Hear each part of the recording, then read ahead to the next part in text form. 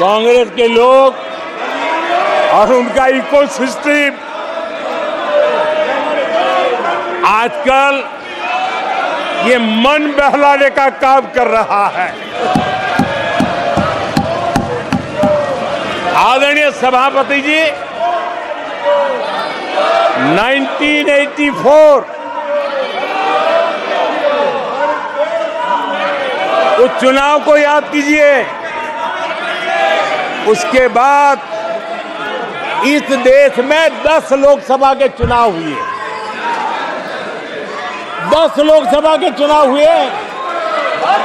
84 के बाद 10 लोकसभा के चुनाव होने के बावजूद भी कांग्रेस 250 के आंकड़े को छू नहीं पाई है।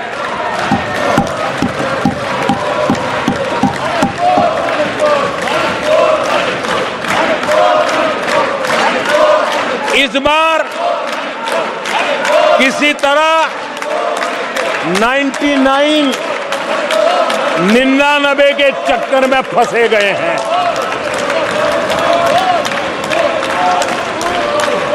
आदरणीय सभापति जी, मुझे एक किस्सा याद आता है।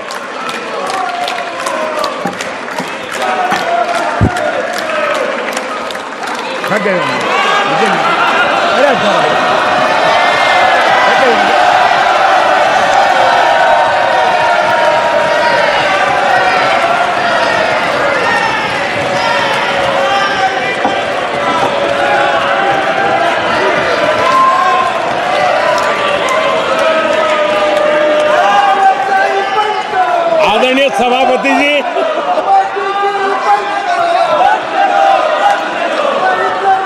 मुझे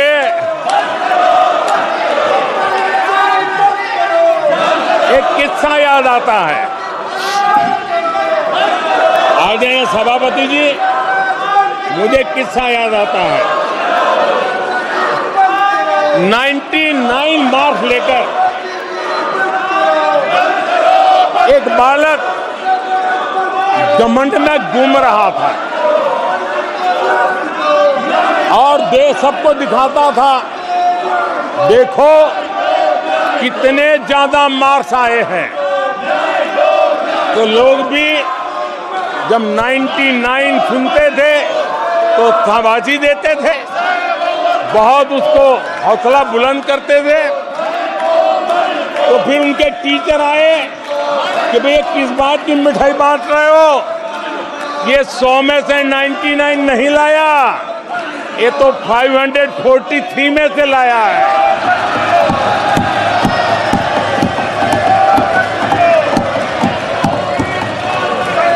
अब उस बालक बुद्धि को कौन समझाए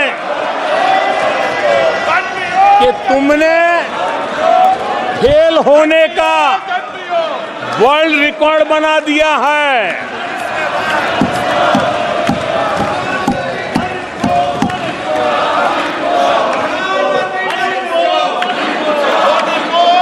कांग्रेस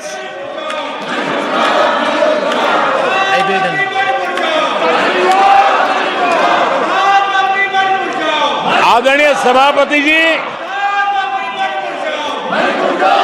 कांग्रेस के नेताओं के बयानों में ये बयानबाजी ने शोले फिल्म को भी पीछे छोड़ दिया है।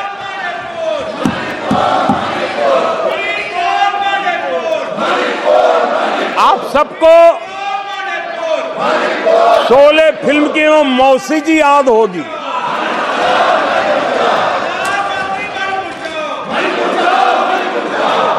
तीसरी बार तो हारे हैं, पर मौसी ये बात तो सही है, तीसरी बार ही तो हारे हैं, पर मौसी मोरल विक्ट्री तो है ना। आदरणीय सभापति जी,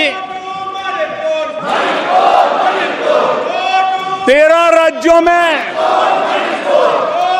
0 सीटें आई हैं। अरे मौसी, 13 राज्यों राज्यों में 0 सीटें आई हैं, पर हीरो तो है ना।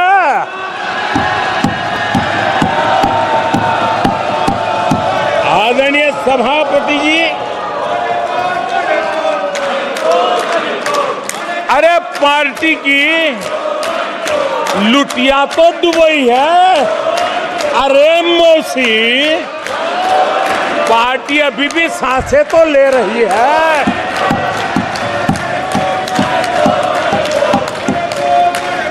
मैं कांग्रेस के लोगों को कहूंगा, जनादेश को फर्जी जीत के जश्न में मत दबाओ। जनादेश को फर्जी जीत के नशे में मत दबाओ, जश्न में मत दबाओ। ईमानदारी से देशवासियों के जनादेश को जरा समझने की कोशिश करो, उसे स्वीकार करो।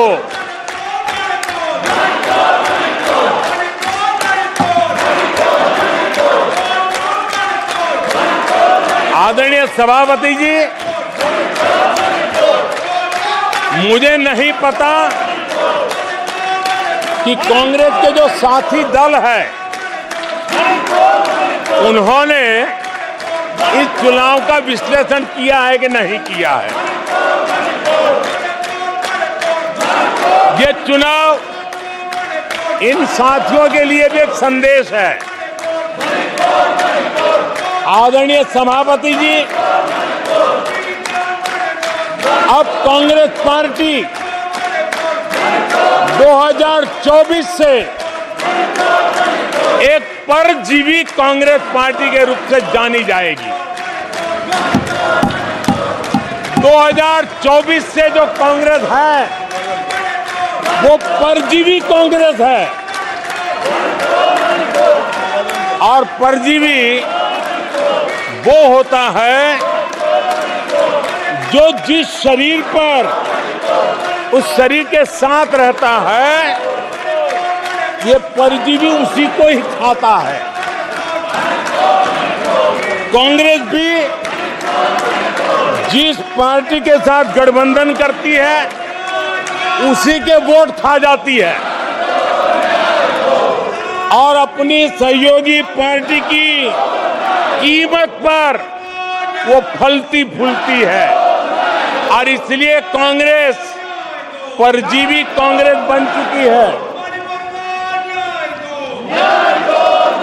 मैं जब परजीवी कह रहा हूं तो तथ्यों के आधार पर कह रहा हूं।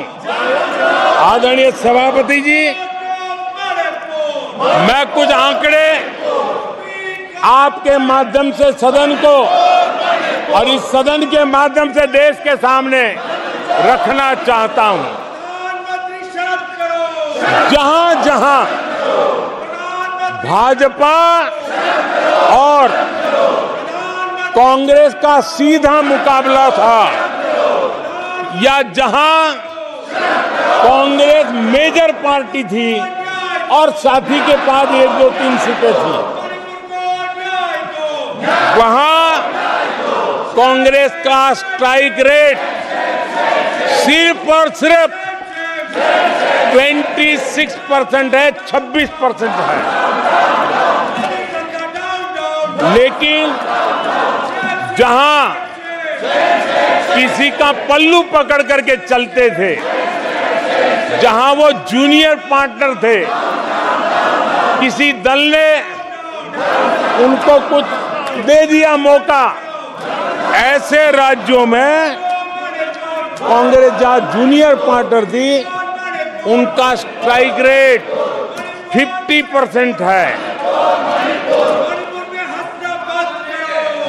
और कांग्रेस की 99 सीटों में से ज्यादातर सीटें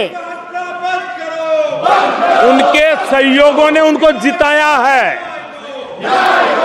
और इसलिए मैं कहता हूं ये परजीवी कांग्रेस है। 16 राज्यों में जहां कांग्रेस अकेले लड़ी वहां उसका वोट शेयर इस चुनाव में गिर चुका है। आदरणीय सभापति जी, गुजरात, छत्तीसगढ़ और मध्य प्रदेश, इन 3 राज्यों में जहां कांग्रेस अपने दम पर लड़ी और 64 में से 64 में से सिर्फ 2 सीट जीत पाई है, 64 में से 2। इसका साफ मतलब है कि इस चुनाव में कांग्रेस पूरी तरह परजीवी बन चुकी और अपने सहयोगी दलों के कंधे पर उन्होंने चढ़ करके ये सीटों का आंकड़ा बढ़ाया है। अगर कांग्रेस ने अपने सहयोगियों के जो वोट खाए हैं वो अगर न खाए होते तो लोकसभा में उनके लिए इतनी सीटें जीत पाना भी बहुत मुश्किल था।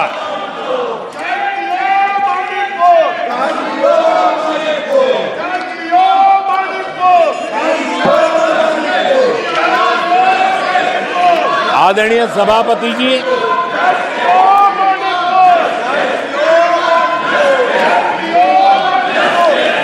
ऐसे समय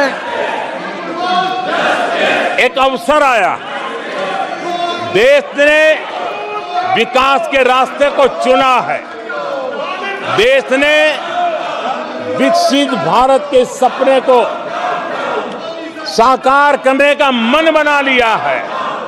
तब भारत को एकजुट होकर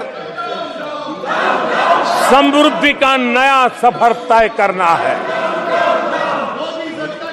ऐसे समय ये देश का दुर्भाग्य है कि हिंदुस्तान में 6 दशक तक राज करने वाली कांग्रेस पार्टी अराजकता फैलाने में जुटी हुई है। ये दक्षिण में जाकर उत्तर के लोगों के खिलाफ बोलते हैं, ये उत्तर में जाकर के पश्चिम के खिलाफ जहर उगलते हैं, पश्चिम के लोगों के खिलाफ बोलते हैं, महापुरुषों के खिलाफ बोलते हैं। इन्होंने भाषा के आधार पर बांटने की हर कोशिश की है। जिन नेताओं ने देश के हिस्से को भारत से अलग करने की वकालत की थी, उनको संसद की टिकट देने तक का दुर्भाग्य हमें देखना पड़ा, जो कांग्रेस पार्टी ने पाप किया।